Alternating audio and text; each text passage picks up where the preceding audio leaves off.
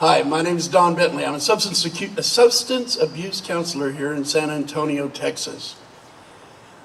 I'm an addict in recovery. I'm an alcoholic in recovery. And I help people try to find recovery. Back in March, I met a young lady.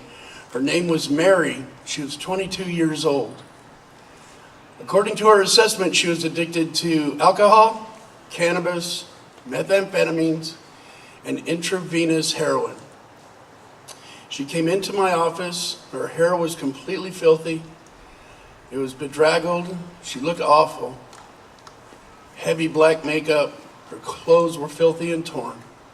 And she sat down. And I said hi, and we made pleasantries. And I told her, I said, well, Mary, during this first session, all we're really going to do is talk for a little while, and I'm going to put together your treatment plan so I can figure out how to help you best. And she said, okay, and everything was fine until I turned to her and I said, so, why do you abuse drugs anyway? And she locked up. Arms over her chest, legs crossed. I was done. And I thought, well, maybe she didn't hear me. And I asked her to move the hair out from her eyes so we could look eye to eye. And I said, why do you abuse drugs? Nothing. Crickets. I was sitting there going, oh boy, here we go. And we talked, or tried to talk, for a little while longer, and finally at the end of the hour I said, you know what, go ahead and take off. I made an appointment for her next session. She came in for the next session. Everything was great right up to the point where I said, what do you use? Again, crickets. She would not talk to me. That was it. She was done. I said, okay. Well, we went on for 2 more sessions, and at the end of the 4th session I had still gotten nowhere with her. And I said, Mary, I'm going to discharge you next week. I'm going to let you go ahead and go to group sessions for a little while, but I'm going to discharge you because I'm not going to be able to do anything more for you. She came in on the 5th week, and she sat down. She actually pulled the chair out so that we could be eye to eye with each other, about 3 feet apart. And I said, well, and she looked at me and she said, Don, when I was 4, I was raped by my stepfather for the first time. I was rocked. I didn't know what to say, so I just did what I normally do, and that's keep a smile on my face. And she said, from that time till I was 6, I was raped nearly every day. I told my mother, but she didn't believe me.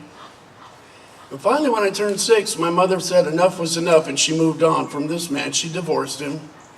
She said she believes me, but she also said it was my fault.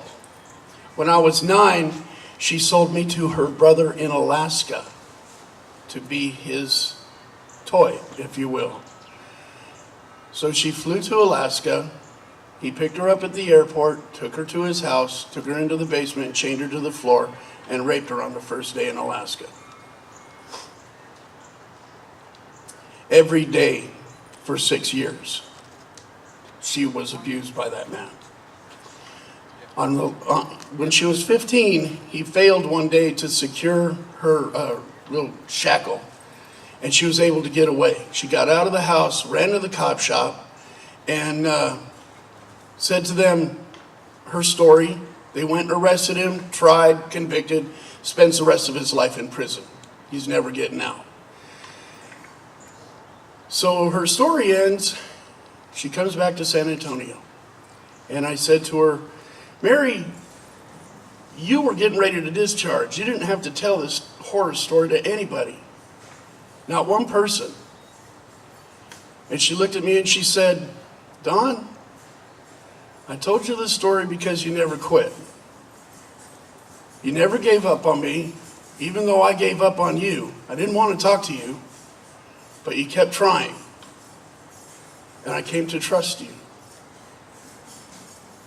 Today, many of you know people who are struggling with addiction, fighting it, and you're getting nowhere with it. Maybe it's your kids, maybe it's your friend, maybe it's your sibling, maybe it's your spouse.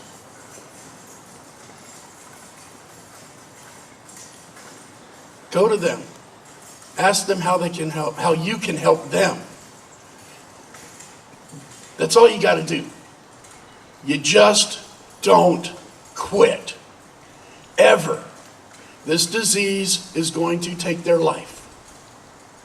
And you have to deal with that. Just don't quit.